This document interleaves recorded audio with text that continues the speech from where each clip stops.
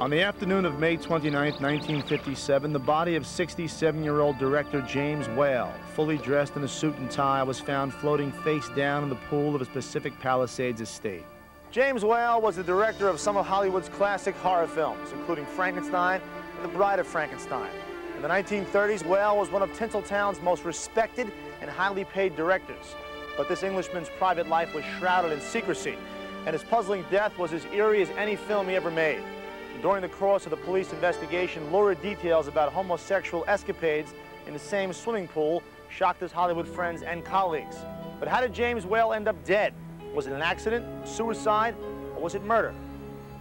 James Whale, as we know, had an invented past. When he became so prominent after the making of Frankenstein, he would tell interviewers sometimes that he had tutors when he was a child and came from a very aristocratic background. And we'll examine the sordid stories about Whale's personal life.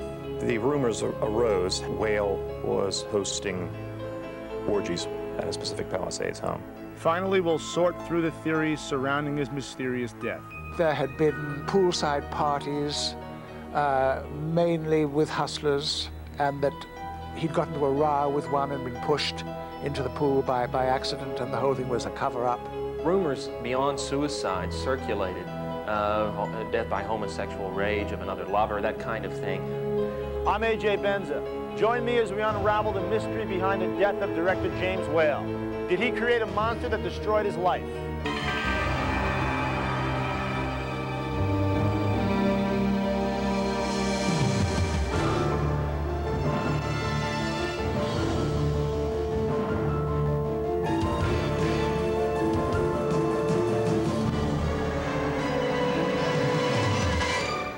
The morning of May 29, 1957 began like any other for retired film director James Whale. But at 2:25 that afternoon, a member of Whale's household staff made a startling discovery. Whale biographer Jim Curtis. The body was found by a maid who had called down to him over the intercom because lunch was ready. When he didn't respond, she went down, saw the body, panicked. Film historian Greg Mank continues. And of course, she was amazed to see him in the pool because he didn't swim. Of course, he was fully clothed as well. And she realized that something terrible had happened. And within minutes, the police were there along with his business manager. The body was fished out of the pool. The only noticeable injury was a bump on Whale's forehead. Because of the blow on the head, that led to some of the rumor that perhaps he had been beaten or killed or something the night before and actually thrown into the pool. Now the question became, how did James Whale end up in the pool? Well, not so fast. See, to fully understand the man and his story, we really have to take a look at his intriguing past. James Whale was a man who kept many secrets, not the least of which was the truth about his ancestry. In America, Whale presented himself as an English aristocrat, but in reality, the Whale family was not likely to be found sipping tea with the Queen. More likely, they were serving it. James Whale came from a very poor background. He was born in the Black Country, which is in England. He came from a mining family. His father was a blast furnaceman. He was born on July 22nd, 1889. James Whale was very much part of the Victorian era. The Sherlock Holmes stories were just being written. Jack the Ripper was still at large. He was a very sensitive young man. He had artistic talent, dramatic ability, and was really something of a fish out of water in his surroundings. He had no right to expect anything other than a life of hard labor. Film historian Anthony Slide. The First World War really marked a major turning point in Whale's life. Here was a working-class boy who suddenly was able to go to officer training school. For the first time, he was mixing with a class that he had never met before. That there was this intense awareness in a young Englishman with ambition to be a gentleman. Oddly enough, the First World War was the best thing that could have happened to the 25-year-old James Whale. Stranger still is the fact that it was his capture by the Germans in 1917 and his 15 months in a POW camp that inspired Whale to pursue a career in theater. In the camps, he started putting on amateur dramatics, and I think for the first time began to think that maybe there was the opportunity of a career on stage for him. When the war ended in 1918, Whale moved to London, where for the next 10 years he was a very successful director and actor. He had the opportunity to direct a play called Journey's End by R.C. Sheriff. The play dealt with men in the trenches during the First World War. It was almost as if Whale was reading the story of his own life. Gary Don Rhodes has studied the life of James Whale. In 1929, Whale's success in England with Journey's End, the stage version, brought him to America at about age 40 to do the same. The success of the stage version here led to a film version that really became the linchpin of his career. So at 40 years old, James Whale was starting a new life in America. Whale was immediately embraced by Hollywood's movie elite thanks to his talent, his charm, and his aristocratic demeanor. Nobody seemed to suspect the guy was a major phony. But Whale was very honest about one aspect of his life. He was openly homosexual at a time when no one was that open in sexuality in Hollywood. Shortly after moving to Hollywood, Whale met a story editor at Paramount named David Lewis. The two became lovers. Lewis was 15 years younger than Whale. James Whale and David Lewis lived openly in Los Angeles at that time together. They were always thought of as a couple. I'm not sure in the early 30s that people really gave a damn about two gay men living together. Gavin Lambert was a close friend of James Whale. There was the famous remark that Mrs. Patrick Campbell was supposed to have made, "I don't care what they do as long as they don't frighten the horses." But James Whale's first hit movie was going to frighten everybody.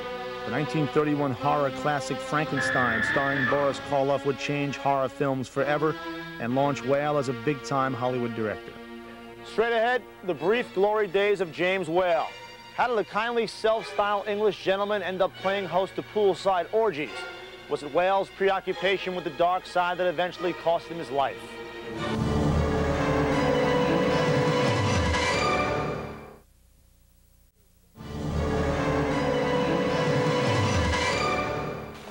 In the early 1930s, film director James Whale was building a name for himself as the father of the modern horror film.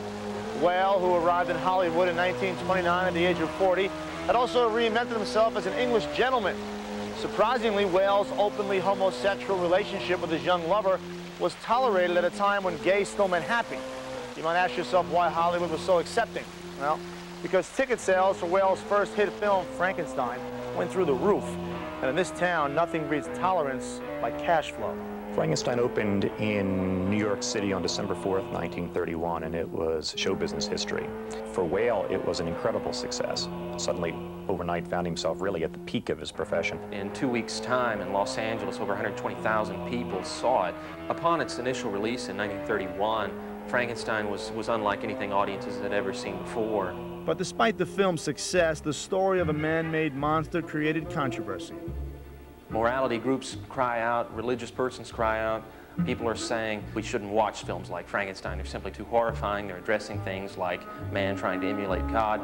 Some suggest Whale had an entirely different interpretation of the Frankenstein story, one that really would have sent those morality groups on a rampage. I think a gay man might empathize with the monster. Here is somebody who doesn't fit in with society, whom the peasants, the normal, in quote, people, set out to destroy because he's different. I would say almost an obsessive project for Whale. The thing that had the most startling possibilities really for Whale was the whole concept of the story of Frankenstein, a man creating another man.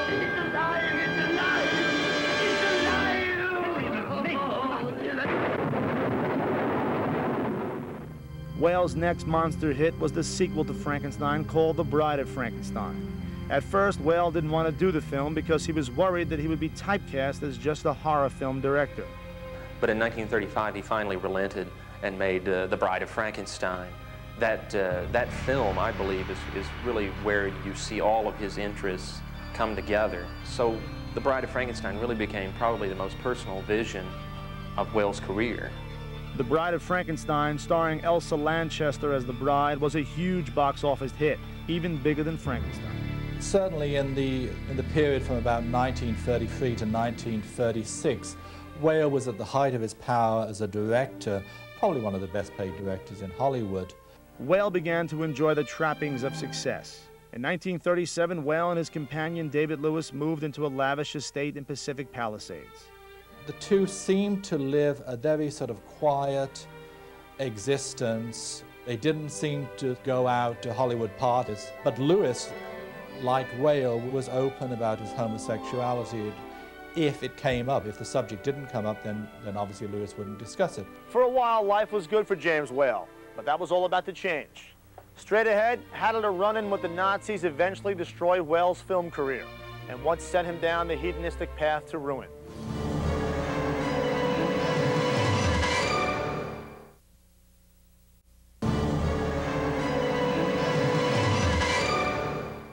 Director James Whale was a pioneer in the world of horror movies, but his real-life story proved to be as ghastly as anything he ever put on celluloid. I'm A.J. Benza from Mysteries and Scandals. After the success of Frankenstein and The Bride of Frankenstein, Whale was at the top of the Hollywood food chain. He was beginning to branch out into other genres as well. In 1936, 47-year-old Whale helmed the hit musical Showboat, proving his range as a director. But Whale's tenure at the top didn't last long. Things started to go wrong for James Whale after the Laemmle family sold Universal Pictures in 1936. New owners and new management came in. They weren't accustomed to giving directors such as James Whale the free rein that he had had previously. The Road Back was the first film he was making for the new administration at Universal. It was crucial that he make a hit, that he proved to them that he was a competent director. The film starred a young actor named Larry Blake. His son Michael Blake recalls the 1937 production. It was quite a big thing back then at Universal. I mean, the whole talk on the whole lot, James Whale's Road Back, and everybody wanted to be in it. Everybody wanted to work with Whale. The Road Back was an anti-war movie about World War I, which painted the Germans in a very bad light. Adolf Hitler, not known for being a good sport, started making threats. James Whale suddenly found himself under siege. The German government did not want The Road Back filmed in 1937, and the German consul in Los Angeles sent letters to the cast members warning them. These were the most outrageous, blatant threats. James Whale, he refused to meet with the German consul and proceeded to make a film that was in some ways as uncompromising as any war film ever put on film up to that point. But although the Hollywood moguls were all Jewish, their primary concern was selling their films in Europe and in Germany, which was a big market. So they were very anxious to compromise with the Nazis in Germany. Keep in mind, folks, that this was 1937, a couple years before things got really ugly in Europe. The Nazi Party stepped in and basically sabotaged the film. They tried to intimidate the people who were in it. After the film was done, they demanded cuts in the film, and Universal, amazingly, caved and made 21 cuts and shot new footage, mostly lame comedy footage. Did you fight in the war? Yes. We finished it up last Tuesday morning at 11 o'clock. He accused the studio of virtually sucking up to Adolf Hitler. Whale walked, so the studio recut the film without him. As a result, the film was critically savage as well as commercially unsuccessful, and James Whale's career never recovered from it. Whale not only lost interest in this film per se and the way it was taken away from him by the studio heads and the whole problem with the German situation, but I think it just kind of bled in and spilled into the other films. The spark that he had was missing from Whale. James Whale made another 7 feature films. By the time he made his last film in 1941, he was disgusted with Hollywood. James Whale, now 52 years old, had become a liability, and Universal Studio execs were looking for any excuse to show him the door. When it came time to try to push James Whale out of the picture, the homosexuality became another tool that the front offices possibly used. Funny how Whale's personal life was never a problem when his movies were making money. But in 1942, James Whale's contract was not renewed. The extraordinary thing about his career was it was so brilliant and so brief, really, because he arrived in Hollywood, I think, in 29 or 30, and really he was almost out 10 years later. James Whale may have been a proper English gentleman in the beginning, but he was about to make up for lost time. When we come back, we'll look at the wild parties and the poolside debauchery at Whale's palatial Ocean View estate and begin to unravel the mystery behind his puzzling death.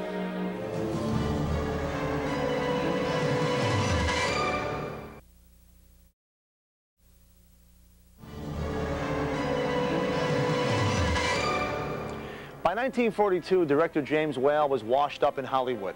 He'd taken on the Nazis and the Hollywood establishment and lost.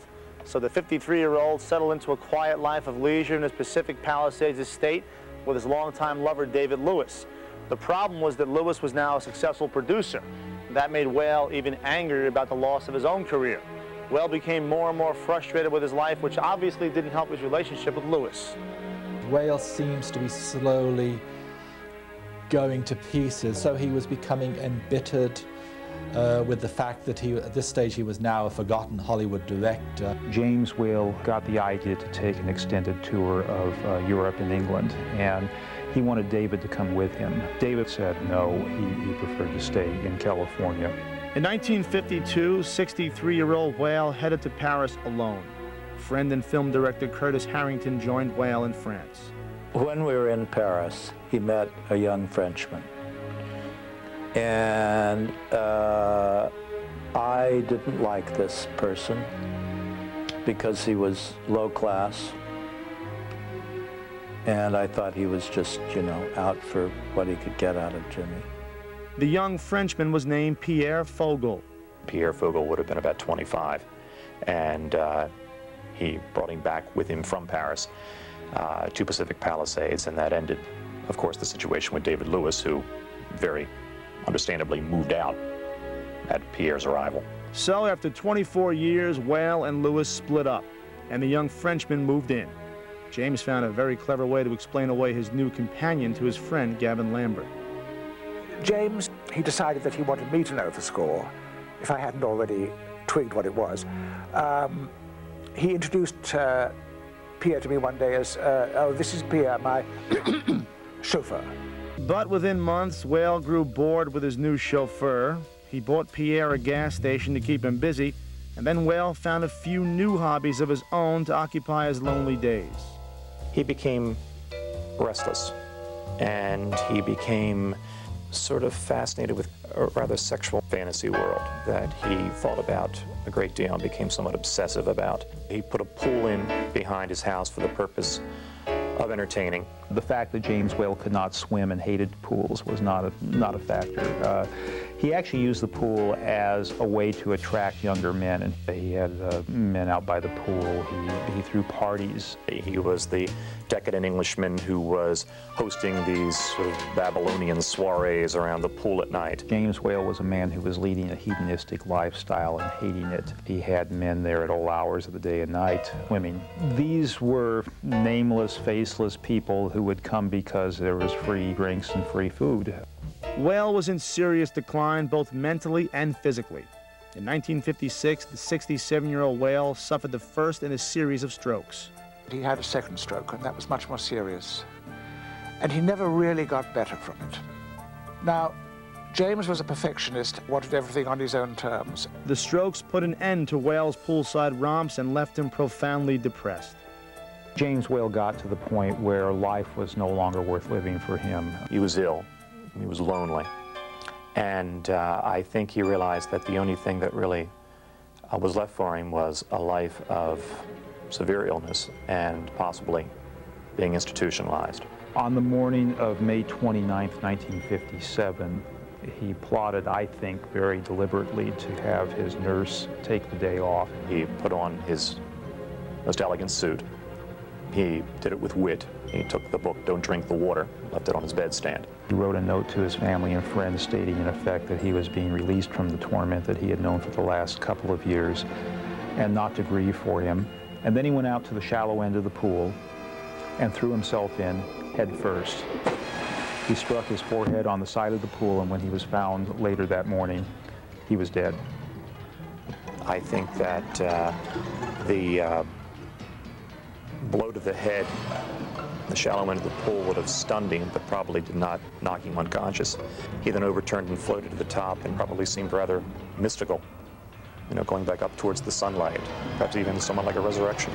As news of Whale's death spread, several people arrived at his home, including David Lewis, his ex-lover and close friend. In fact, it was Lewis who made a decision that would later create all the suspicion about Whale's death. As for the suicide note not being handed over to the police, there was a very simple reason for that. In those days, suicide was a kind of social disgrace, and David did not want that. But Hollywood loves a good whodunit, and the lack of a suicide note, along with the blow to the head, prompted rumors. Could Whale have been murdered by a jealous lover? Well, no. There was never a shred of evidence pointing to murder. James Whale done it to himself. However, because David Lewis never released the suicide note until shortly before he died in 1987, the real cause of Whale's death remained a secret for many years. There was a coroner's verdict of accidental death, which I think everybody close to James felt was more dignified. On that day, he committed suicide, and he did it in the James Whale style. James Whale was a man who seemed destined to be misunderstood. One of his favorite stories was that he went to some revival of The Bride of Frankenstein with some of his friends, and they were laughing at the humorous moments in the film. She's gone! The monster! He's got her! And he said the woman sitting behind him, because they were sort of giggling and laughing, leaned forward to him, and she said, "If you don't like the picture, why don't you leave?" Well, that's what James Whale did. He checked himself right out of life. But you got to admit, he did it with panache. The consummate director right to the end, the shallow end. I'm A.J. Benza. Join me the next time our paths cross in a state of mind called Hollywood.